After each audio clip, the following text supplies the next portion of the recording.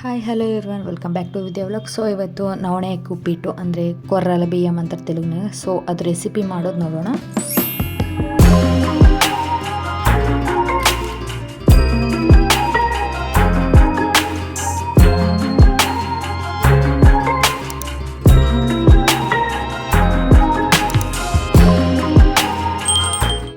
Welcome back to Vidya vlog. So ಇವತ್ತು ನಾವು ನವಣೆ ಅಕ್ಕಿ ಉಪ್ಪಿಟ್ಟು ಅಂತ ಹೇಳ್ತೀನಲ್ಲ, ಸೊ ನವಣೆ 1 ಗ್ಲಾಸ್ ತಗೋಬೇಕು. ಸ್ವಲ್ಪ ಮೇಲೆ ನಿಮಗೆ 3 ಮೆಂಬರ್ಸ್ಗಾದರೆ 1 ಗ್ಲಾಸ್ ಸರಿ ಹೋಗುತ್ತೆ.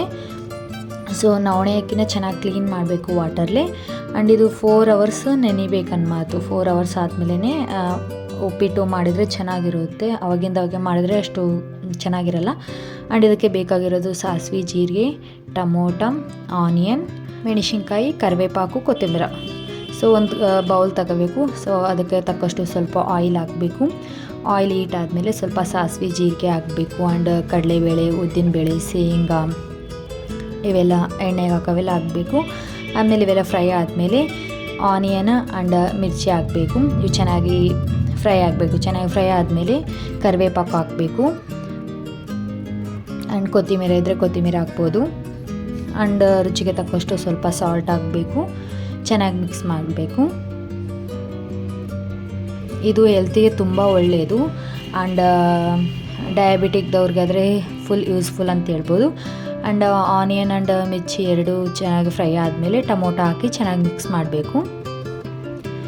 ಇದೆಲ್ಲ ಚೆನ್ನಾಗಿ ಕುದ್ಮೇಲೆ ಇದಕ್ಕೆ ನಾವು 1 ಗ್ಲಾಸ್ ಅಕ್ಕಿ ತಗೊಂಡ್ರೆ, ಅಂದರೆ ನವಣೆ ಅಕ್ಕಿ 1 ಗ್ಲಾಸ್ ತಗೊಂಡ್ರೆ 3 ಗ್ಲಾಸ್ ವಾಟರ್ ಹಾಕಬೇಕು.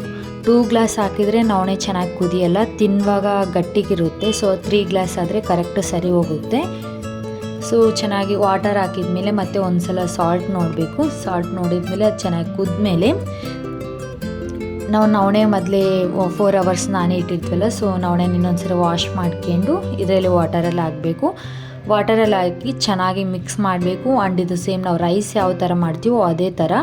ಆ್ಯಂಡ್ ಉಪ್ಮಾ ರೆಸಿಪಿ ಇದು ನಾನು ಮಾಡ್ತಾ ಇರೋದು. ಅಂದರೆ ಬರೀ ರೈಸ್ ಅಂದರೆ ಹೋಗಲ್ಲ, ಡೈರೆಕ್ಟಾಗಿ ರೈಸ್ ಉಣ್ಬೇಕಂದ್ರೆ ಕಷ್ಟ ಆಗುತ್ತೆ. ಸೊ ಡಯಾಬಿಟಿಕ್ ಯಾರಾದರೂ ಇದ್ದರೆ 1 ಗ್ಲಾಸ್ ಅಕ್ಕಿ ಹಾಕಿ ಸಣ್ಣ ಟೀ ಗ್ಲಾಸ್ ನವಣೆ ಹಾಕಿ ಊಟ ಮಾಡೋರು ಇರ್ತಾರೆ. ಬಟ್ 1 ಟೈಮ್ ನೈಟ್ ಟೈಮ್ ಈ ಥರ ಉಪ್ಮಾ ಆ ಥರ ಮಾಡ್ಕೊಂಡ್ರೆ ಚೆನ್ನಾಗಿರುತ್ತೆ. ಆ್ಯಂಡ್ ಟೇಸ್ಟೂ ಇರುತ್ತೆ, ಚಿಕ್ಕ ಮಕ್ಕಳು ತಿಂತಾರೆ. ಡೈರೆಕ್ಟಾಗಿ ರೈಸ್ ಮಾಡಿದರೆ ಯಾರೂ ತಿನ್ನಲ್ಲ. ಸೊ ಅದಕ್ಕೆ ಈ ಥರ ಉಪ್ಮಾ ಮಾಡಿದರೆ ಚೆನ್ನಾಗಿರುತ್ತೆ. ಆ್ಯಂಡ್ ಇದ್ರ ಮೇಲೆ ಸ್ವಲ್ಪ ತುಪ್ಪ ಹುಣಸೆಹಣ್ಣು ಆ ಥರ ಏನಾದರೂ ಆ್ಯಡ್ ಮಾಡಿದರೆ ಚೆನ್ನಾಗಿರುತ್ತೆ. ಸೊ ಈ ಥರ ಒಳ್ಳೆ ವೀಡಿಯೋ ನಿಮಗೆ ಬರಬೇಕಂದ್ರೆ ನನ್ನ ಚಾನಲ್ ಹೀಗೆ ಸಬ್ಸ್ಕ್ರೈಬ್ ಮಾಡಿರಿ. Thank you for watching. Please do like and subscribe.